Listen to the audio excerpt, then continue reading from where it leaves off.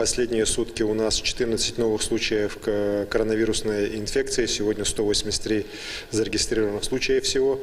25 выздоровело. Вчера 7 человек у нас было выписано из больниц. Вместе с тем, конечно, очень прискорбно, но двое наших больных скончалось. Это люди пожилого возраста, которые находились последние дни на аппарате искусственной вентиляции легких с многочисленными сопутствующими болезнями. И, к сожалению, вот их возраст, их состояние ускорило их уход. Мы выражаем глубокое соболезнование родным и близким.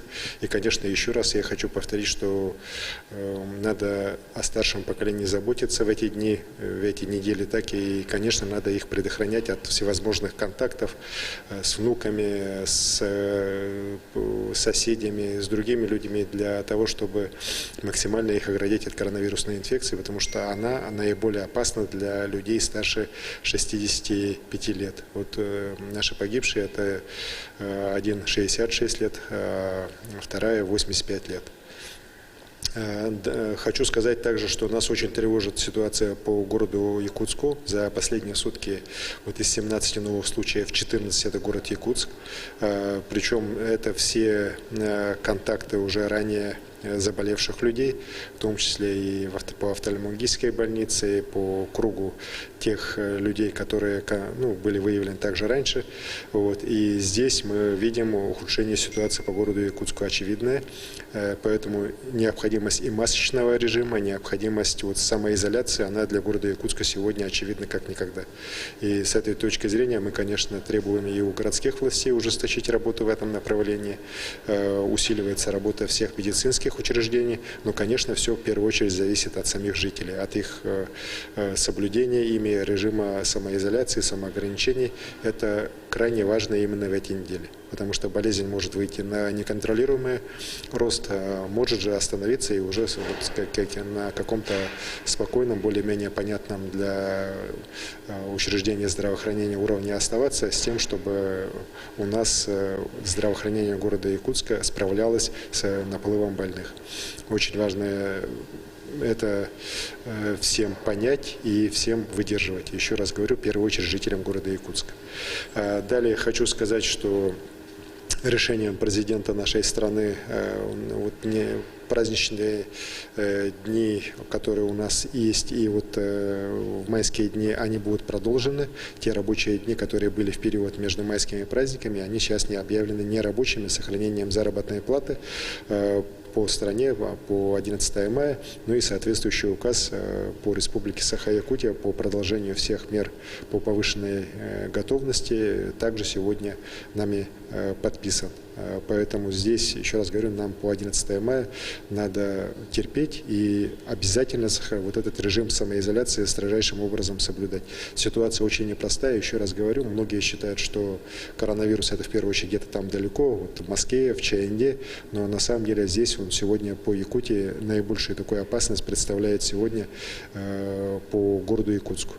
По Чаяндинскому нефтегазоконденсатному месторождению мы достаточно серьезную работу провели в течение последних суток с руководством «Газпрома», с руководством подрядных организаций «Газпрома», Роспотребнадзора, при поддержке правительства Российской Федерации, лично Юрия Петровича Трутнева, была проведена видеоконференц-связь с руководством и Роспотребнадзора нашей страны.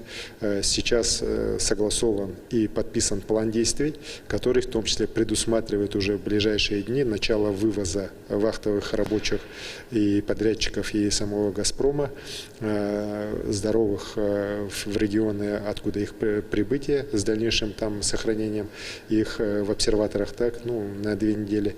Ну а больные тоже будут вывозиться, в том числе в первую очередь в другие регионы Российской Федерации для прохождения ими там медицинского обслуживания.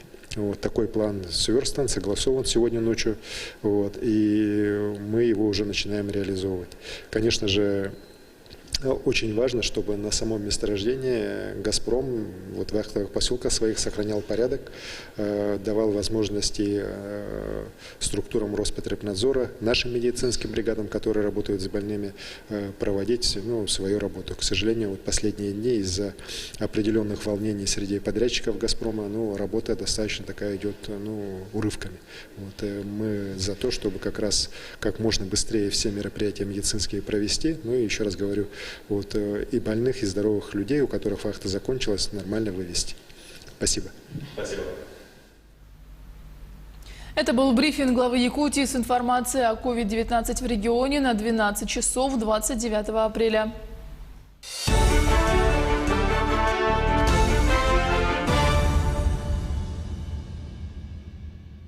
В эфире новости, в студии Юлия Великодная.